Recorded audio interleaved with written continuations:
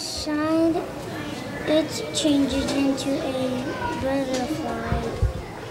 The butterfly is ready to come out. So primarily we go into schools, and when we do that, we call it Bow Wow Reading Dogs. And the theory behind that is that children that are apprehensive about reading or are poor readers, or maybe they kind of have low self-esteem, they will read to the same handler and the same dog every week. And when they read to the dog, even like your ADD kids that are very excited, they sit down next to the dog, they pet it, and their whole body just calms down. Skin falls away. I am soft and Just soft. having the dog there made the child want to come to school. The little child that I had just really didn't like coming to school that much. He kind of made excuses. He would be tardy a lot or be absent a lot. Well, the day that he's going to have the reading dog, he is here first thing. And the more he's in school, of course, the better he gets at school, the more confident he feels. So that it just kind of snowballs, and he feels just better about himself in general. We read all the time, and sometimes she makes Bentley to do things.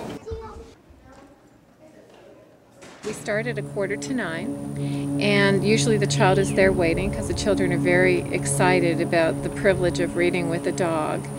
And so I will go to my cubby and get my comforter and get my pillows. The child usually comes with the book. The book has been chosen beforehand by the reading specialist or by the teacher.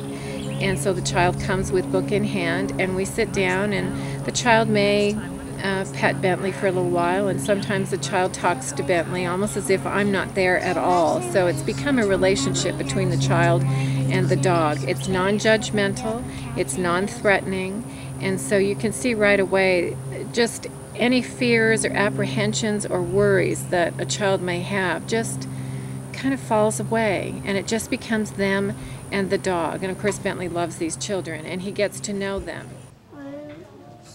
It's really geared towards the below average reader because the dog is calming, it's an incentive to read, and a lot of times below average readers don't want to read out loud because they're embarrassed.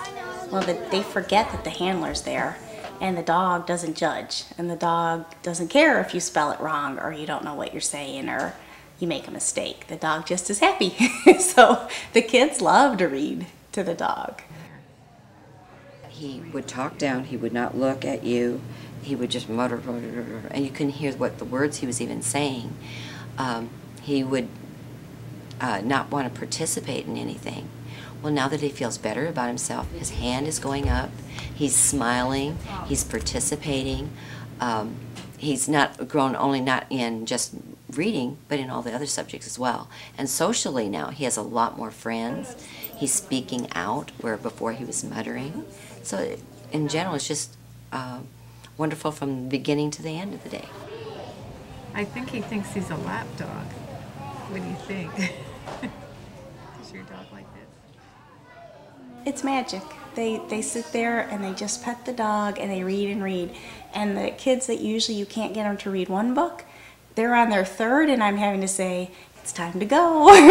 They just want to sit there and keep reading.